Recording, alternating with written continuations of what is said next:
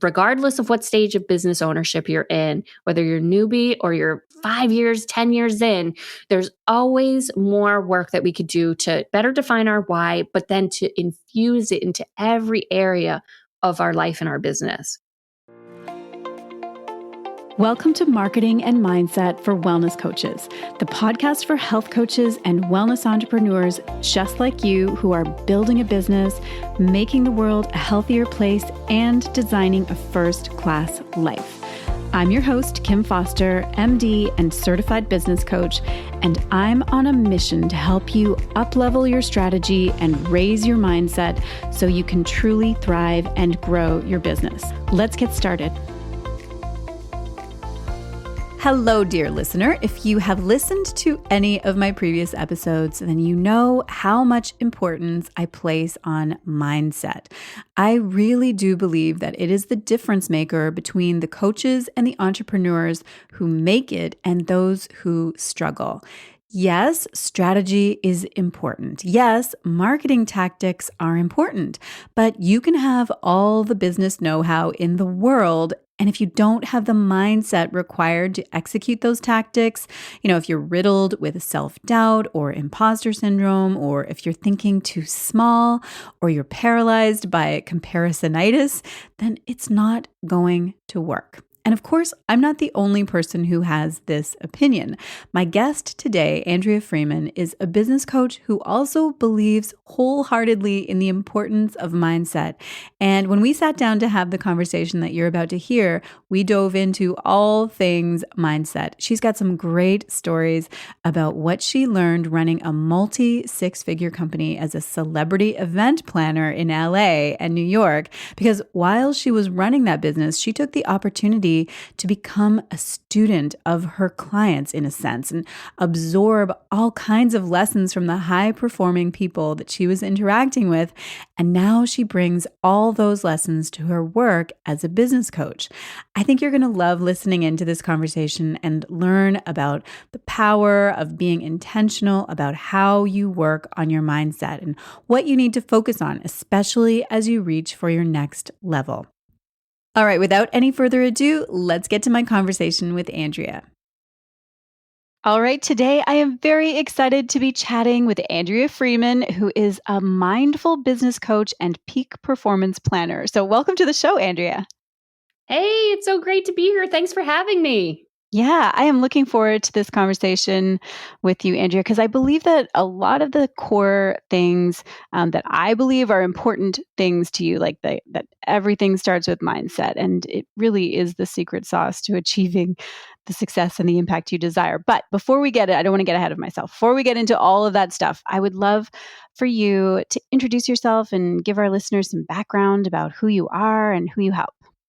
Yeah, so I am a mindful business coach, and what that means is that I work with entrepreneurs to be able to strengthen their mindset muscle so that they can take the actions and put in place the strategies and the tactics that are right for them.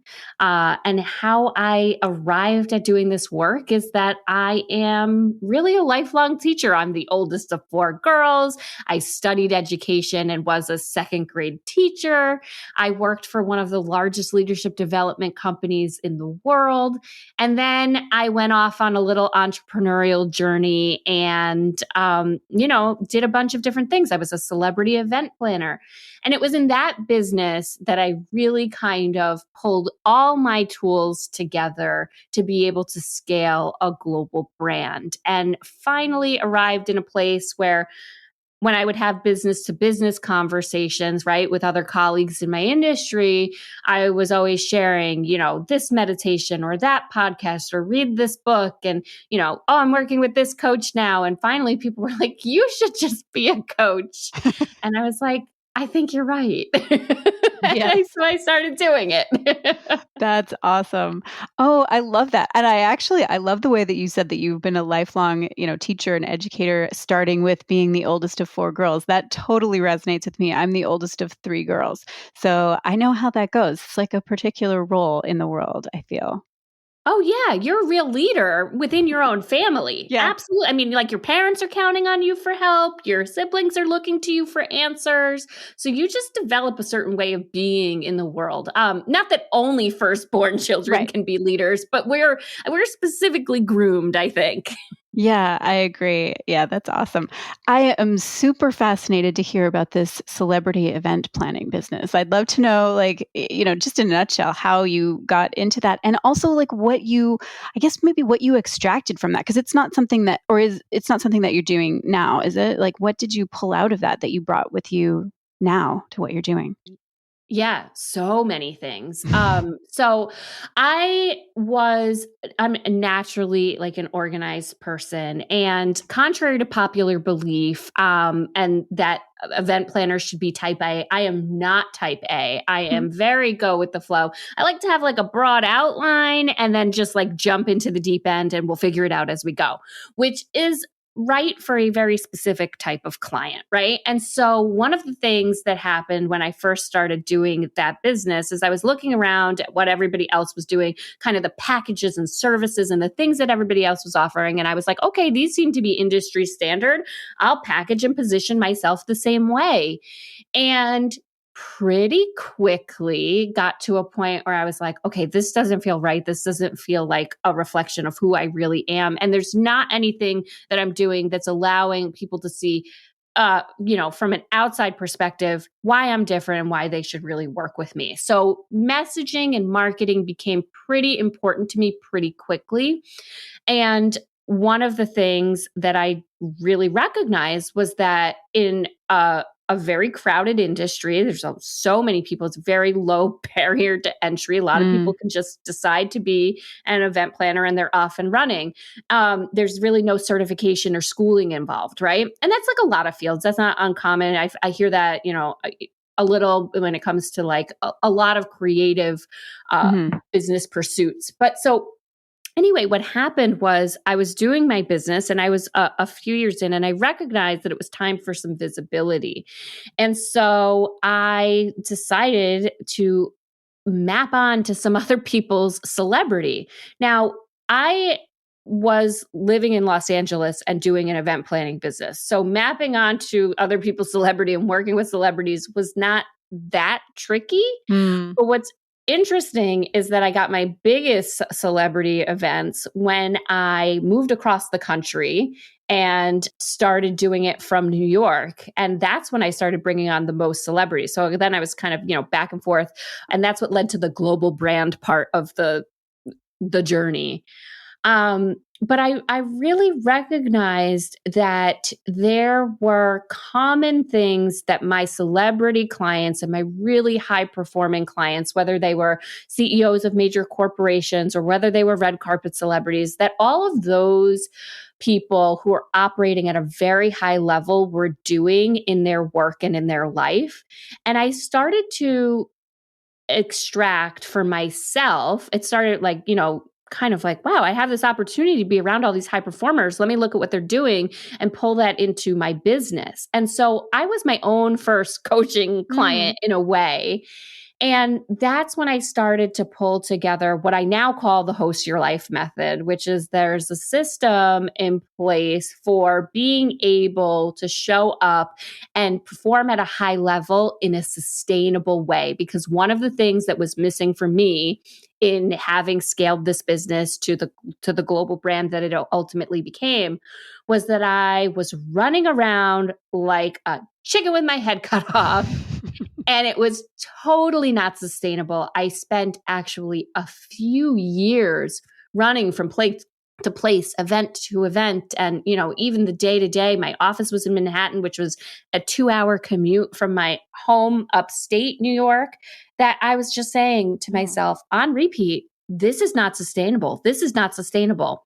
But I didn't have the answer to like creating what would be next until I really looked at what have I learned from all of my really high performing clients that's like led to this level of success that I've experienced in this business. And how can I teach other people how to replicate that for themselves? And so that's when I created Host Your Life Method. That's fascinating. You must have had so many cool experiences, but I love what came out of it. I'm curious about the host your life method. Can you give us a little glimpse into that? Oh yeah, absolutely. So basically, because I was in this position to be helping people plan extraordinary celebrations and, once in a lifetime in many cases, weddings, bar and bat mitzvahs, anniversary parties, and they were doing them in such a way that was because my service was about creating things, events and celebrations that were driven by meaningful connections. It wasn't about party planning is so difficult and you need a professional, which is a lot of the messaging out there about event planning. It was very, very focused on the humans involved and the relationships that were critical to those celebrations. And so I realized that there are two different ways that you could basically be at a party, right? Like you could be a guest at the party. And when you're a guest at the party, you don't have a say in much, right? Like you don't pick the food or who's invited or the music that's playing. Like you show up and you take what's offered. Mm. But there was a way that I was working with people who were in that very unique role of being the host of the party. And that was that they had the opportunity to create something that was uniquely theirs. And I found that in all the business conversations that I would have with other entrepreneurs, that really what we're all after is being able to feel like we are the host, like we are creating something that's an authentic representation of us that allows us to shine our natural gifts and the things that we're most passionate out into the world in a way that it makes a difference, right? That we're fulfilled by the work that we do and that we get to benefit from our businesses are serving us, that they're profitable, that they're enjoyable, that they're fulfilling, all of the things, right? And that the common traits for people who were my high performing clients, that they were doing all of these things. So the H in host your life, the H means that you honor your why. They had a very clear, defined GPS basically, and what was important to them and why. But not only did they have it, there's so much talk about having a why these days. They were really experts at honoring their why. They were so discerning. They were so able to say, this is not aligned, this is not for me, and unapologetic about their no. And I felt like that was a really important thing to be able to bring regardless of what stage of business ownership you're in, whether you're newbie or you're, 5 years, 10 years in, there's always more work that we could do to better define our why, but then to infuse it into every area of our life and our business. So that's the first piece. And then the O is that you own who you truly are, right? And in this space, my high performing clients, they were very clear that they were here to thrive in the world, that they deserve success. They were not stopped by, I don't want to say that nobody had imposter syndrome, but they were determined and almost like it was their job to root it out where anywhere there was a limiting belief and to true up to how much they were here to thrive in the world, right? And so kind of naturally what goes along with that is the S, which is that you shift your perspective. Mm. And so very disciplined high performers are incredibly disciplined about doing the mindset work and being able to get to that higher vibe place in their perspective of themselves and really so fully allowing themselves to own who they truly are. And that can show up different ways, right? Like some were really dedicated meditators, some had coaches, some had, therapists that they worked with, some, had the self-help books on repeat on their Audible, right? Like a lot of different things. Also, a lot of really dialed in exercise routines and practices. Yeah. So important. And then ultimately, the T is that you take inspired action. And these are people, like I said, who were performing at a really high level, but were not one-hit wonders. They were performing for extended periods of time at a very high level. So this process is really more of a cyclical, instead of, you don't just go through this process one time and, one and done. You actually kind of go back once you get a new idea and you make sure, like, does this really allow me to honor my why? Can I own all of my natural gifts? Is there anything that I need to shift out of my way to be able to fully show up and shine my light and be of service to people? And then ultimately, what are the actions that I need to take? What are the promises? What are the goals I need to set to be able to get out there and start producing results? Mm. I love that. What a great framework. And it's just so inspiring. And I mean, it's clear that you were more like, I mean, I'm sure you were running wonderful events, but it sounds like you were just absorbing like a sponge from your clients and just learning so many lessons about how they conducted their lives. Yeah. I mean, one of the things for me that is like the most juicy part of being alive really is being able to be in relationship with people. Hmm. I love to know what makes other people tick, what lights them up, what makes them happy, what makes them get out of bed every day. I mean, which is why my colleagues were like, "What are you doing? You Mm. want to have these conversations all the time." And now I am fortunate enough to have taken the leap, to have done the hard work, to have done the reinvention and shift what I'm doing in such a way that I get to have conversations like this every single day. And it just, Mm. it makes me so happy. So awesome. Yeah. Okay. So let's dig in a little bit more to mindset. I would love to get your thoughts on what type of entrepreneur should be, leveraging their mindset. Whew. What type of entrepreneur should not be leveraging their mindset? I mean, here's the thing. You cannot outperform your mindset, right? Because the things that you think, the things that you believe are possible, the things that you believe are impossible, that is going to shape the way that you set up your calendar, you go about your goals, and ultimately taking action to produce the results that are important to you in your life and in your business. So if you leave the bar just set where it is, like eventually you're going to hit a cap. Mm. And in order to break through that, you're going to have to shift the way that you're seeing things so that you can ultimately get to a new level. If you're interested in up leveling, listen, if you're interested in riding it out, and there are times where it makes a lot of sense to stay in a stabilized period, like we don't always need to be in hyper growth. I feel like entrepreneurs can sometimes get addicted to this hyper growth phase. It's Sure. really valuable to be able to be in that sustainable place where you then have the ability to take a pause and to get some perspective and to then determine where you want to go next. So we're not endlessly up leveling, but when we're ready, our mindset is critical. Yeah, I love that and totally agree 100%. Um, I've seen you talking and writing about the concept of personal evolution. I'd really love to hear a little bit more about that. Like, what do you mean by personal evolution? And also, how does it relate to your business? Yeah. So I have a little saying. I like to say that you could let your personal evolution and that you should let your personal evolution fuel your business revolution. And why I say that is because, I mean, I've found in my own journey, and I've seen through working with so many successful business owners, that the degree to which I'm willing to confront my limitations, my beliefs, my sacred cows, right? Like my mindset and my perspective is the degree to which I can grow, evolve, and be successful.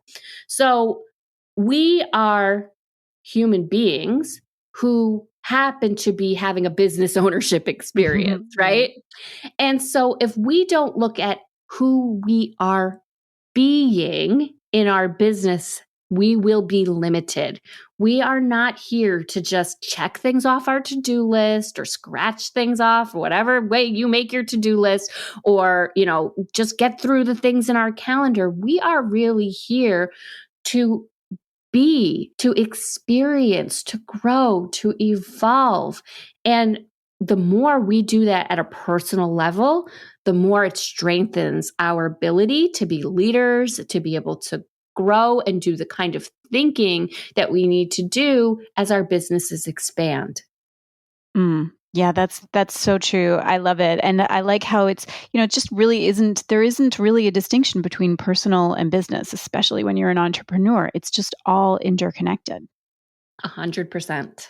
Yeah. Okay. Well, now I would love to know, have you got some like quick and effective yet mindful ways that an entrepreneur can start to uplevel their life and business when they're ready? Like I love what you said about that we don't always have to be in continuous constant growth, but when you're at a stage where you're like, yeah, I'm ready to hit that next level, what are some ways, like some tangible ways that people can do that? Yeah. So here's the thing. Here's when you know that you're ready for that next thing. When you're trying to produce a result or you're like wanting to hit the next level and you keep bumping into like, oh, this thing keeps getting in my way, right? Like I keep thinking the same thought or I keep trying the same action and there's no progress. That's kind of like the indication that you're ready for that next level of growth. And the things that you can do to be mindful about that growth and that exploration is that you can respect the power of pausing. And what I mean by that is doing whatever it is that centers you, that restores you, that in the host your life, that owning who you truly are.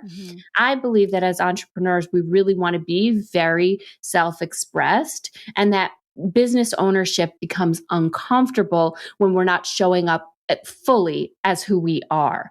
And so, whatever those activities that are for you that restore you to being the most you that you can be in your life, those are the things you want to be definitely actively making time for. So, I'll give you a real example of this. When I was busy and I was running around like a crazy woman and feeling like my business was unsustainable and that I could not keep going like this, one of the things that I kept getting repeatedly upset about was that I didn't have time to cook for my family. Hmm. Not everybody loves to cook. So again, like I said, we all have our own things, but I'm sure that there are some non-negotiables for you. And when they slip out, you don't feel like you get to be the best version of yourself. And so for me, now I have this awareness that like, this is something that lights me up. I went to school for culinary arts. Like I'm actually a trained chef. Oh, wow. I don't That's use it great. professionally. I mean, how I use it is that I cook like really awesome meals for my family and I throw a pretty wicked dinner party. But other than Sounds that, amazing. I'm not doing it professionally, but I have to this is part of who I am. I'm just wired to like be able to go into that meditative place in the kitchen. Like I get recentered. I feel reconnected to the earth because I'm really one of those people who loves to buy from like the local farm stand and know my food source. Like that's who I am. That's how I'm built. And so if I don't have that time in my life, I start to lose my bearings and feel like I'm showing up not as fully as I can, right? Other things that you can do, and another thing that I love to do is meditating, taking that time to get centered, right? Whether it's that active meditation where you're kind of like focused on something and you've got like mantra based or whether you're doing that deep stillness and you're losing yourself in that meditation, right? Or you're opening up space for the answers to come through, to be able to dial into your intuition and your inner wisdom. I believe deeply that we all have our own answers built in and it can get very noisy out there. And I think that at a young age, we start to look outside of ourselves for answers, right? Our teachers, our parents, our mentors, they have the clarity, they have the wisdom. And we start to outsource it in a lot of ways. And it can show up like reading all the self-help books or listening to all the podcasts, right? We can almost like be outsourcing our wisdom, but we fall more into alignment with our business when we are dialing into that inner intuition. And so that means making time to develop that muscle, to be able to make space to hear that inner voice. Because when we're running on the hamster wheel, that's not when we do our most elegant thinking. That's not when our inner voice bubbles up and says, like, hey, pay attention to this. You love this and you want more of this. So anything that you could do that allows you to get more centered in who you are, that allows you to cultivate joy, right? For me, it's cooking. For some people, it's exercise, but also an activity that allows you to get still. Those are my top two favorites. That's so good. I love those ideas. And really, none of that has to take a ton of time. It doesn't have to be like a huge, time out. It can easily weave into your day and your schedule, but can make a huge difference. Actually, do you have like examples of clients of yours who have really prioritized this and have been very intentional about, really tapping into what brings them joy and what centers them and all of that kind of thing? And then the result that it had, like the trickle down result that it had on their life and especially their business. Yeah, yeah. So I have a client, and actually she came on my podcast and we did some really deep work live in real time about what was going on in her business. And she was dealing with like a lot of imposter syndrome. And so we sculpted like this routine that was going to allow her to be able to pause. And she was also a new mom while she was starting her business. Oh, wow. So, right. Like, and who cannot relate to this, right? Like life is coming at us and we're trying to start a business, and like, how do I have time for all of it, right? So we did some work to get really clear about what would make a difference for her. And, she really needed me time. That was a deep missing in her life. And how could we set up her CEO calendar so that she could get out there and have a day at the beach? She lives in a place where she could actually go to the beach on a weekday. Like, I mean, how restorative. And so we dialed into those kinds of things, but also in doing the work about looking at who she was being and where she was like kind of settling for not showing up as fully as she could. One of the things that she decided that she wanted to do is have more meaningful conversations with other business owners. Now, she was somebody who is like a social media manager, and she's like a whiz at helping people extract their own personal message and craft it in a way that communicates online. And she started to do a lot of what I love to do, which is go on podcasts. And so she started to center herself in the morning to make sure that she had that weekly practice of doing something that was important to herself. It wasn't going to the beach every week, but, sometimes it was, making sure that she could go to the gym every day. And what would it look like to be able to have to ask for help and to reach out to her parents who were nearby to watch her newborn so that she could take 45 minutes to move her body and feel restored. And when she started putting those things in place, she started going on all of these podcast interviews, and she had hosts who would turn off the record button and say, hey, I want to work with you. You're exactly who I've been waiting for. Right? Like, amazing. That was not happening before. Yeah. Yes. Right. Because she was centered, she was in alignment, and that energy was coming through. Yes, totally. 100%. And that's why I actually say that like our number one job as business owners is to feel good. It's not to do any of the other things. It's not your craft. It's not your service. It's not, because people buy your vibe. They buy your energy way, way before they ever buy the product or the service that you're selling. Mm-hmm. Oh, yes, absolutely. That's so true. And that's got to come as quite a relief to a number of listeners out there, I'm sure, who are just feeling like they have to keep doing all the things and all the stuff that they're supposed to take care of. But I love what you just said about like our number one job is to feel good. That's amazing. I mean, doesn't that just make it so much easier? Yes. Yes, because that makes a lot of decisions become a lot more clear if that is your prime directive. Yes, totally. Mm-hmm. Very cool. I love the word abundance, but I'm curious, to hear your take on it. What would you say is a truly abundant mindset? So, I feel like these days manifesting abundance is all like really buzzy, right? And Definitely. so for me, how I look at it is really like I look to nature. I'm big into nature, and I feel like the planet is abundant, right? And it's effortless, and it doesn't struggle to do what it is here to do, right? Like the grass doesn't struggle to grow, the oak doesn't struggle to become taller. It's just like thriving, doing what it does. And it has more than enough of what it needs, right? Like at its core, abundance is about a, more than a sufficiency. It's about having a surplus of the things that we want and that we need in our lives, right? And so it's kind of, I feel like that manifesting abundance world has gotten very mapped onto money and finance. Yes, that's a component of it, but it's really about being able to be in a space where you are very related to how much you deserve to receive the things that you deeply desire. Not because you have to do anything, not because you look a certain way or don't look a certain way, not because of anything, but because it is your birthright to receive. That is what we're here to do as human beings. And the universe, God, higher power, whatever you call it is here to deliver. It is here to give you what you want. And so to be in alignment with that is when you fall into an abundant mindset. That's when you end up being able to produce results on repeat because you can stay in that space of related to yourself as someone who is here to thrive.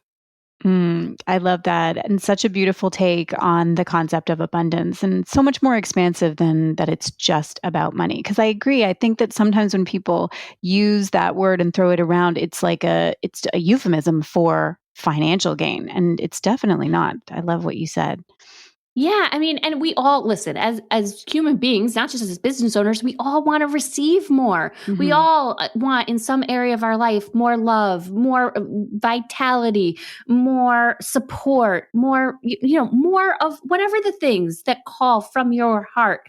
And I believe that you by having the desire to have those things really are meant to experience those things. And when you get out of the way any conversation or limiting belief about why you can't have those things is when you start to come more vibrationally in alignment with those things. And then that's when the manifesting starts, right? It's not just about money. Yes, money is Mm. kind of a byproduct of actually believing that I'm here to live a joyful life, Mhm. that I'm here to give and experience love in its most profound way possible for me, right? Like that when I step into trying to just align myself more to the vibration of love in my day, that's when clients pop up out of nowhere. That's when inquiries show up in my inbox and my DMs, right? Like that's when things start to happen. And, some people will call it flow state, but that's when things just start to naturally flow to you because think about, I like to think about it manifesting sometimes like being on a date. And if you go on a date, especially like a first date, Mhm. and you show up in that like needy place, all focused on what you don't have, right? And don't have the relationship, and you're all Right. like, I want a relationship. I need this. I'm not complete without it. Like that very often does not get you a second No, it's date. not going to work out. Yeah, it's kind of like repulsive energy, right? It just Mhm. repels. It makes people run the other way. Well, we have to be the same about anything that we seek to manifest, anything that we seek to experience in our human experience, right?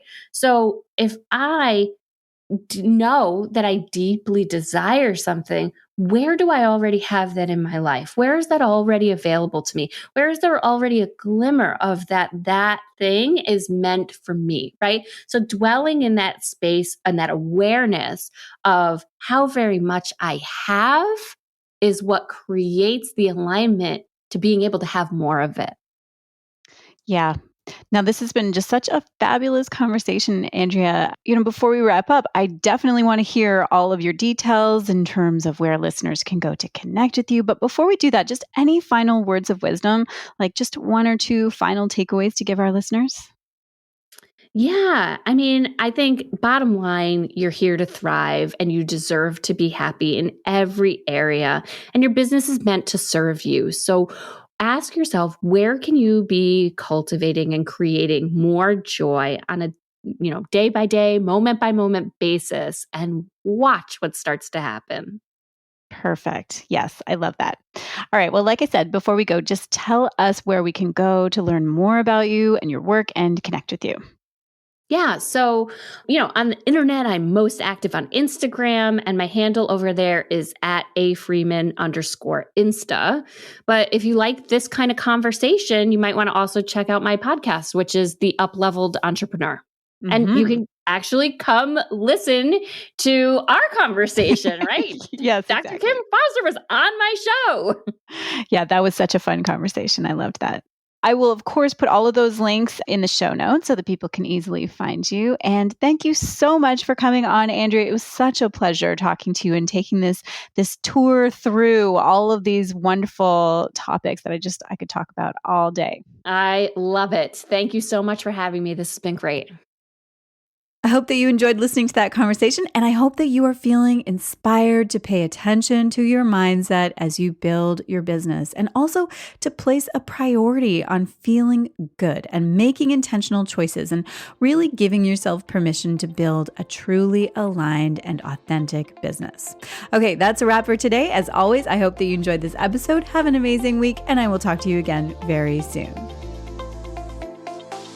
Thank you so much for tuning in today. Now, if you enjoyed this episode and you are excited to learn even more about how to pursue a career as a health and wellness coach, I would love to invite you to attend my free online class called How to Chart a Path to Your Dream Career as a Wellness Coach: The 3 Secrets for Stepping into a Meaningful New Career Without Wasting Time or Money.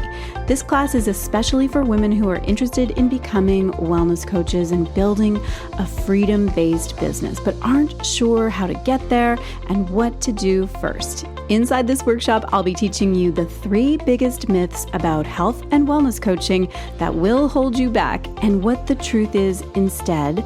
And I will also teach you the most important thing that you need to do to get transformative results for your clients, which will enable you to build a profitable business as a wellness coach and step into this incredible career. So if that sounds like something that you need to attend, then I invite you to grab a spot in this class. Head over to drkimfoster.com/become a coach, and that's where you can reserve your seat. All the info is on that page, everything you need to know, and you can just go ahead and choose the time that works for you. And then I will see you there.